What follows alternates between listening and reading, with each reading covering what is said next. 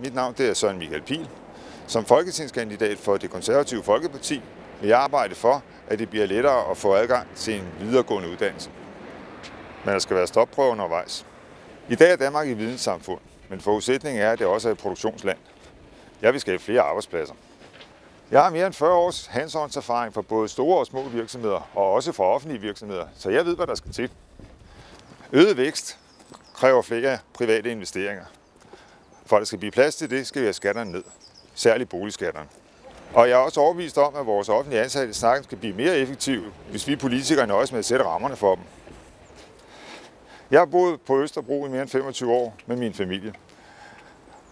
Og som gammel politimand ved jeg, at det er vigtigt for danskerne at have en tryg hverdag.